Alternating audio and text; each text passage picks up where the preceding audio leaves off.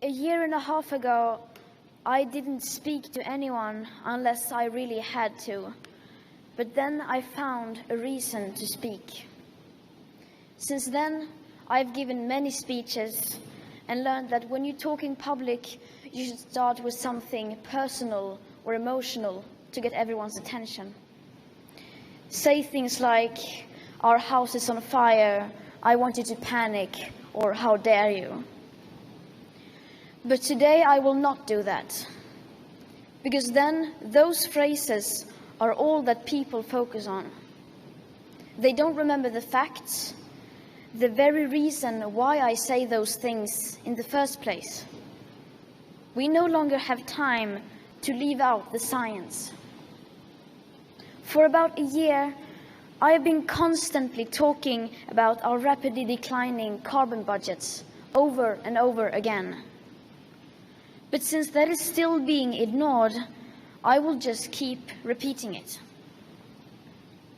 In Chapter 2, on page 108 in the SR 1.5 IPCC report that came out last year, it says that if we are to have a 67% chance of limiting the global temperature rise to below 1.5 degrees Celsius, we had on January 1st, 2018, 420 gigatons of CO2 left to emit in that budget. And of course, that number is much lower today, as we emit about 42 gigatons of CO2 every year, including land use. With today's emissions levels, that remaining budget will be gone within about 8 years. These numbers aren't anyone's opinions or political views. This is the current best available science. Though many scientists suggest these figures are too moderate, these are the ones that have been accepted through the IPCC. And please note that these figures are global and therefore do not say anything about the aspect of equity, which is absolutely essential to make the Paris Agreement work on a global scale.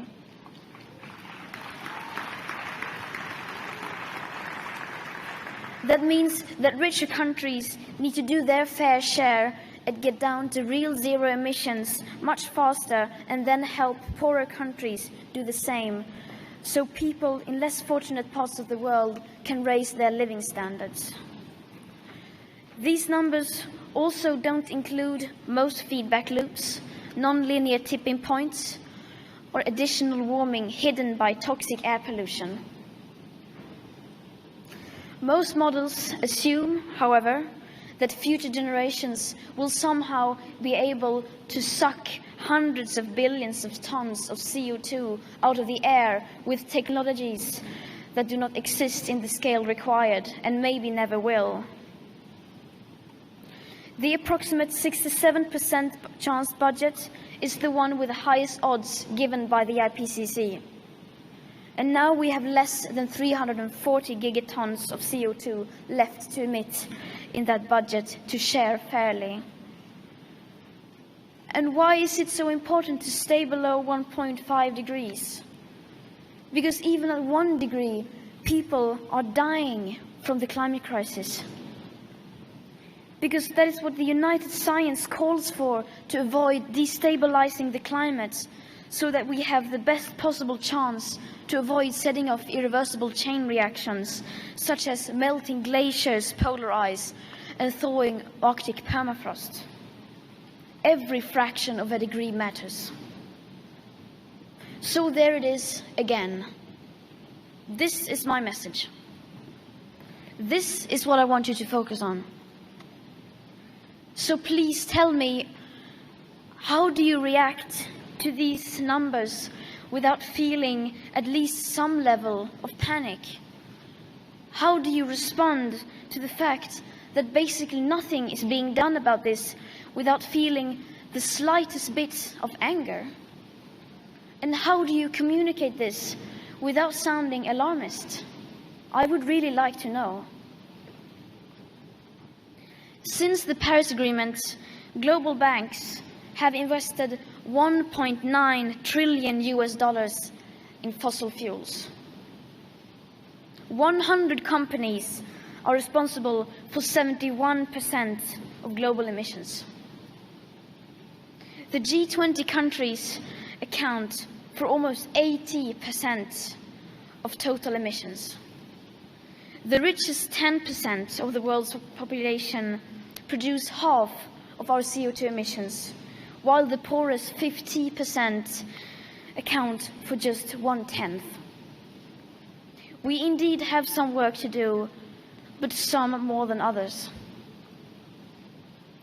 Recently, a handful of rich countries pledged to reduce their emissions of greenhouse gases by so and so many percent by this or that date, or to become climate neutral or net zero in so and so many years.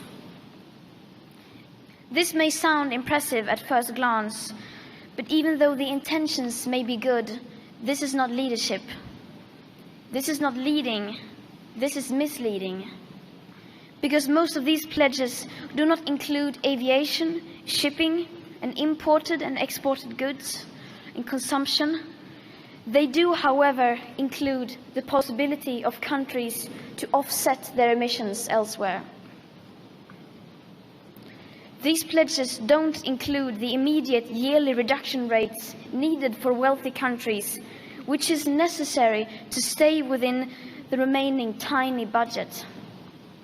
Zero in 2050 means nothing if high emission continues even for a few years, then the remaining budget will be gone. Without seeing the full picture, we will not solve this crisis.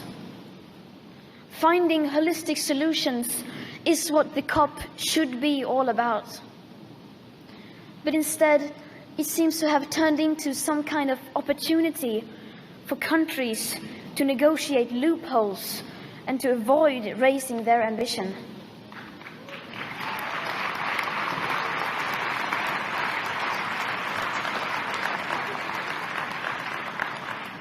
Countries are finding clever ways around having to take real action, like double counting emissions reductions and moving their emissions overseas, and walking back on their promises to increase ambition, or refusing to pay for solutions or loss and damage. This has to stop. What we need is real, drastic emission cuts at the source. But of course, just reducing emissions is not enough. Our greenhouse gas emissions has to stop. To stay below 1.5 degrees, we need to keep the carbon in the ground. Only setting up distant dates and saying things which give the impression of that action is underway will most likely do more harm than good, because the changes required are still nowhere in sight.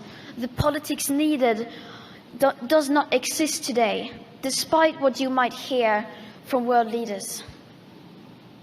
And I still believe that the biggest danger is not inaction. The real danger is when politicians and CEOs are making it look like real action is happening when, in fact, almost nothing is being done apart from clever accounting and creative PR.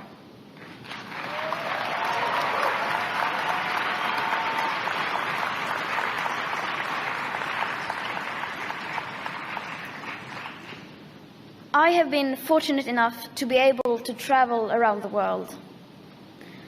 And my experience is that the lack of awareness is the same everywhere, not the least amongst those elected to lead us.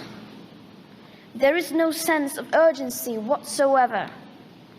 Our leaders are not behaving as if we were in an emergency.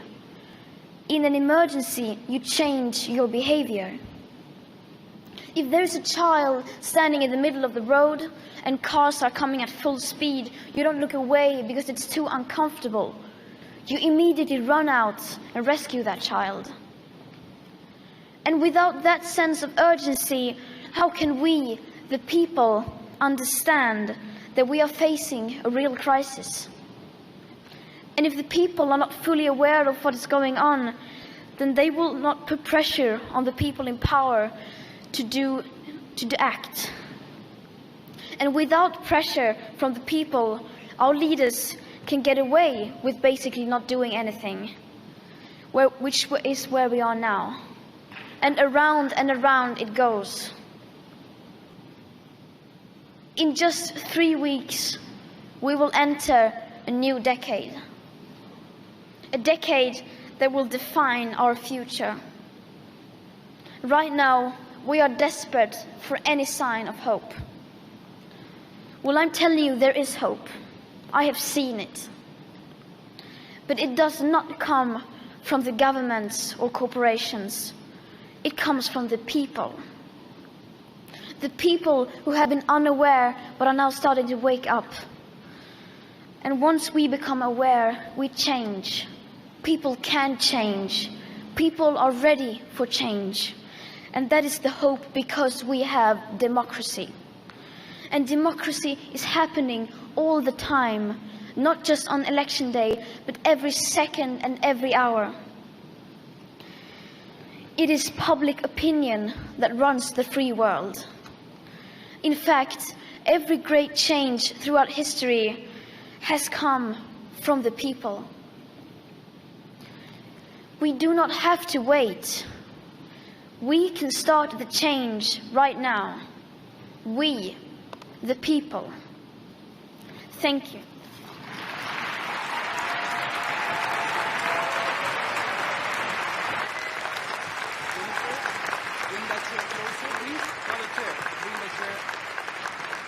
Thank you very much, Greta.